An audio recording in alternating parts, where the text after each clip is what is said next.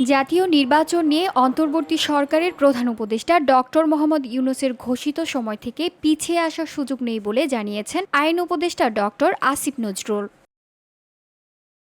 মঙ্গলবার সচিবালয়ে সাংবাদিকদের তিনি একথা বলেন। আইন উপদেষ্টা বলেন, রাজনৈতিক দলগুলোর গুণগত মান পরিবর্তন হয়নি, তাই তারা রাজনৈতিক সুরে নানা বক্তব্য রাখছে। তবে নির্বাচন নিয়ে প্রধান উপদেষ্টার ঘোষিত সময় থেকে পিছিয়ে আসার কোনো সুযোগ নেই। এখানে আমাদের যাদের রিয়েল এক্সপায়ারি যাচ্ছে, আমাদের অর্থমন্ত্রী, পরিকল্পনা মন্ত্রী, আমাদের ক্যাবিনেট সেক্রেটারি, ওনাদের থেকে আমরা শুনেছি।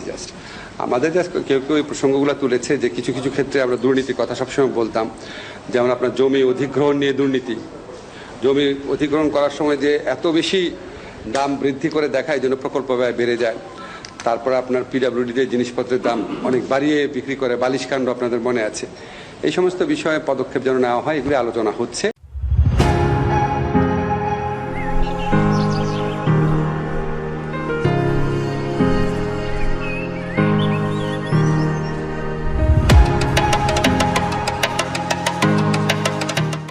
নির্ধারিত সময়ে নির্বাচন অনুষ্ঠান সম্পন্ন করার জন্য দৃঢ়প্রতিজ্ঞ অন্তর্বর্তী সরকার বলেও যোগ করেন ডক্টর আসিফ নজরুল। তিনি বলেন, দুর্নীতি দমন কমিশন এবং নির্বাচন কমিশন সংস্কারে যেসব সুপারিশ এসেছে, এ বিষয়ে 2-1 মাসের মধ্যেই আইন প্রণয়ন হবে।